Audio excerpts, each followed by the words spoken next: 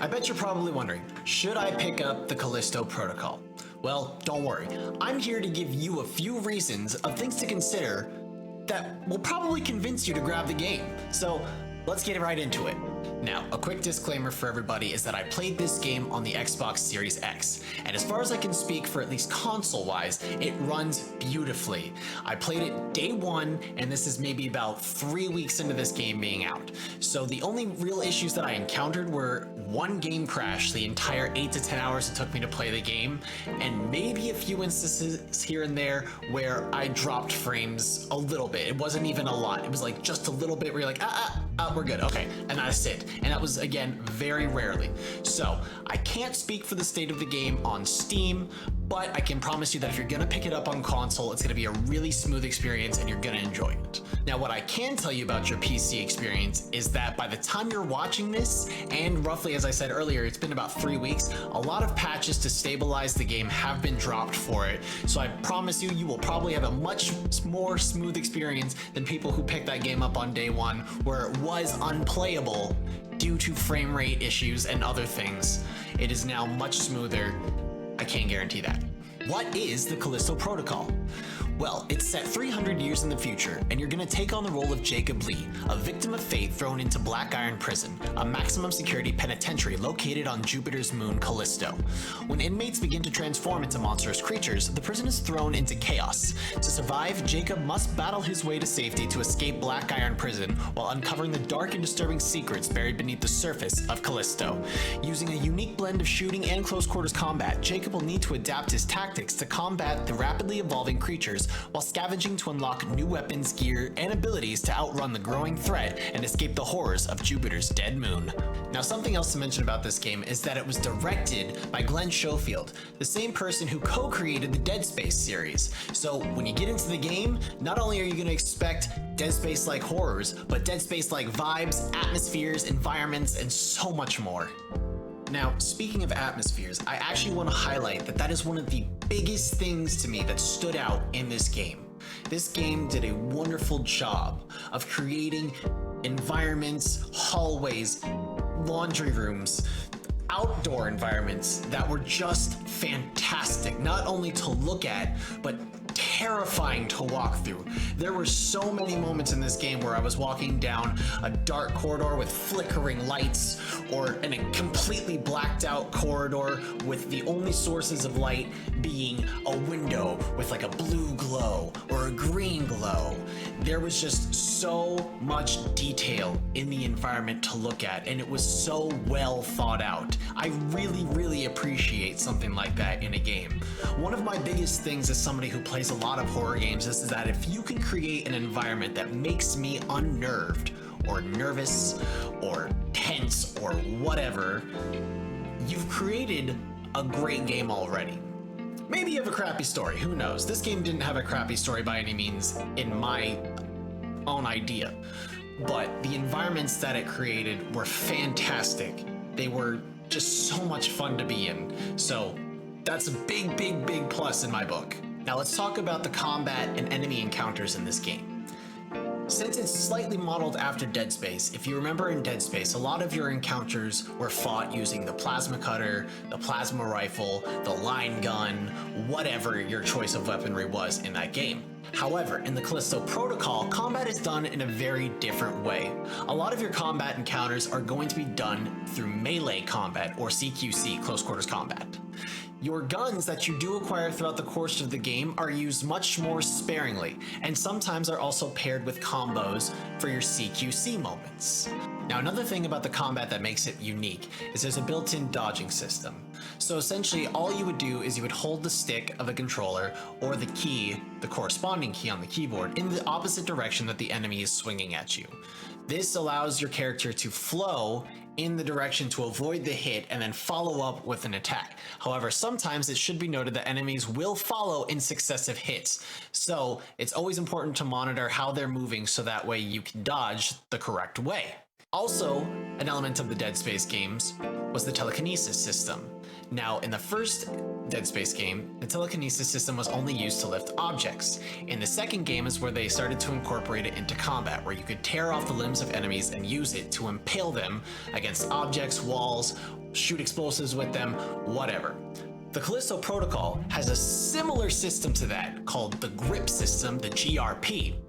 But instead of just being able to rip things off of enemies, you're actually able to lift the entire enemy themselves and throw them into an environmentality object or into each other or just into a wall to briefly stun them so you can get some damage in. You can also lift up objects in the environment to throw at them, and while I didn't really experiment with any normal objects in the game, anytime I saw an explosive canister, I had that in my grip ready to go. Bear in mind that picking up normal objects with the grip does not deplete the charge. However, picking up an enemy and using an enemy as a projectile does use up the charge of the grip.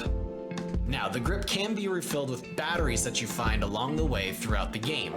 Or, if you don't have any batteries, it will recharge slowly.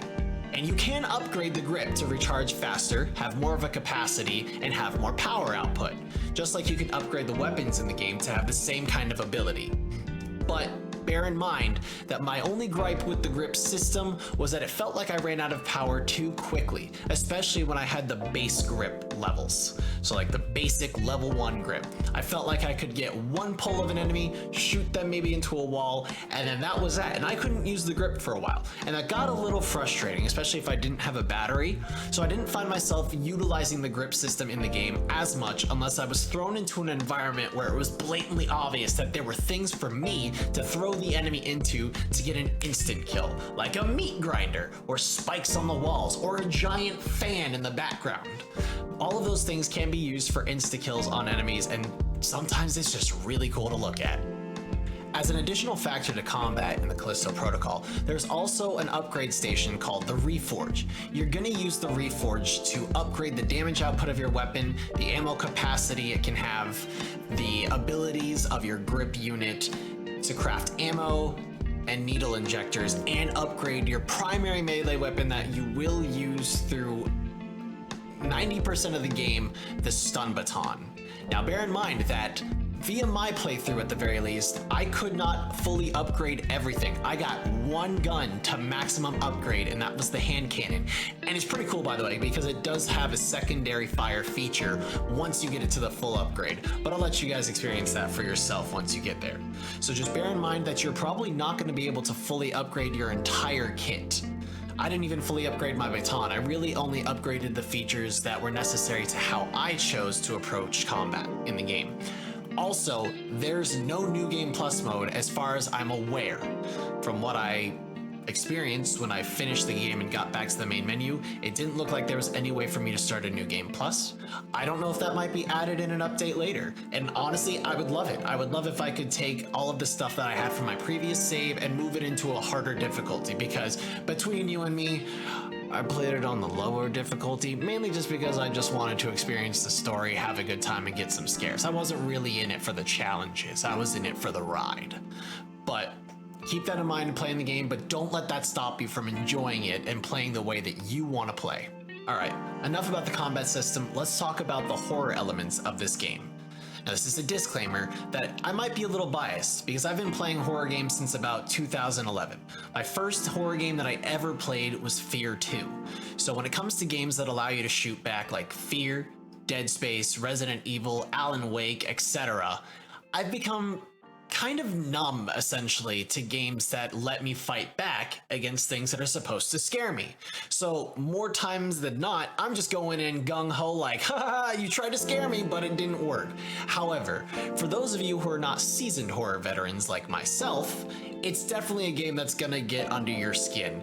Not only is it extremely gory and have a lot of unsettling environments, but there are plenty of opportunities throughout the game for some fantastic jump scares and unexpected moments.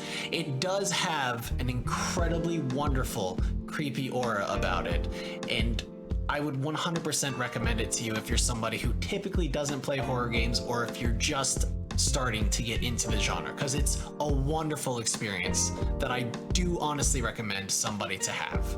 Now, all of these things that I'm talking about are great, but they're nothing without the main part of the game, the story itself. So let's talk about the story real quick. So overall, in terms of the story, I'd give it about an 8.5. It did a good job at not letting me get confused at what's going on, and without giving too much away, I'd like to say that it gave me enough background information on the characters to understand why they're there, where they're going, and what they're doing. It also did a pretty good job at making sure that you didn't get too attached to people. You'll find out why as you play through it. And if you're a horror buff like myself, I'm pretty sure you can guess why it doesn't let you get too attached to people. Like most video games, you're going to collect a lot of your lore in the form of dialogue, audio logs, and text files. But most of the lore you're going to get in the Callisto Protocol at the very least is done through audio files, which you end up carving off of dead bodies that you find along the way, which honestly I think is a really nice touch, because who would ever guess that you're going to carve a dead body to get some background info on what's actually going on and why people are reacting the way they are, or why people are doing the things they're doing, or whatever. Now, trying to say this without giving too much away, the ending, I had some friends who played the game and they didn't entirely like the ending, and then once I got to the ending, I could see why they didn't like the ending. It's one of those endings where it's kind of left to interpretation, you know? But I didn't really have a problem with it. I thought it was a decently satisfying ending to the game, especially after everything that we've went through. There's a lot of character growth, there's really nice hero moments, and things just work. Now, hopefully none of that seems too confusing for you guys or messy, but I want to try to explain the story without actually giving away the story, because I think that's part of the experience of the game itself, you know? I can only sit here and tell you so much, but at the end of the day, I think it's only fair that you guys get to experience 85% of the story, where I give you maybe about 5 to 10% of it. I know the math doesn't math up there because there's a missing 5%, but I think you get what I'm trying to say.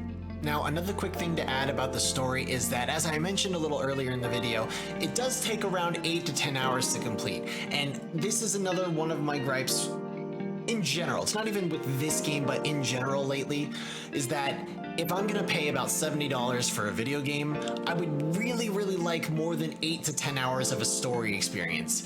In fact, I'd be honest to say that I think $70 warrants about a 15 to 20 hour campaign experience alone, not including side quests for collectibles or side missions or whatever. I think it's only fair that if we're going to be dishing out that much money, especially in today's economy, that we get more for our buck, you know? Overall, I stand by giving this game a score of about an 8.5. It was a lot of fun. I had a great time streaming it. I had a great time playing it. I had a great time even talking about it, because it just brought back the nostalgia of experiencing Dead Space for the first time. Granted, I wasn't as terrified as I was playing Dead Space for the first time, because when I played Dead Space for the first time, I slow walked the entire way, plasma cutter up, flashlight, because I was terrified of what could happen next. And I'm greatly looking forward to that remake. And if you guys want to catch me playing the remake, you could head to twitch.tv/KillTheHorizon, where I stream 4 to 5 days a week. And who knows, I might even put some content of it right here on YouTube for you guys to check out. But overall, it was just a great experience. And I would genuinely recommend it. And I know you guys are hearing me say this stuff over and over, but I mean it. It's true. I really did enjoy it. I don't think it's a bad game by any means, and I do think that it's worth the money, in my opinion. Because, you know, is that ever just like a feeling you guys have where you're just like, I don't have anything to say about it except that's how I feel about it. So hopefully this helps give you guys an idea of whether or not you might enjoy this game and like it. And if I've helped you at all, please let me know in the comments below. This is actually the first time that I'm going to be doing a video game review video, but if it's done well enough and if you guys enjoyed it enough and want more, I'd be happy to give it a try and to continue learning and growing. And speaking of learning and growing, if there are things that you guys would like me to elaborate more on for the next video that I do when I review another video game, or if you have any more questions, let me know in the comments below, so that way I can either A, add those things into the next video that I do, or B, answer those in the comments below for you. So thank you guys for all your support. Thank you for your time. If you enjoyed this video, give it a thumbs up and hit that subscribe button as well. If If you guys want to catch me on social media or on Twitch, it's all going to be in the description right down below. You can catch me doing clips, schedules, random memes, random bullshit, and so much more. Be good to each other. I'll see you guys in the next video.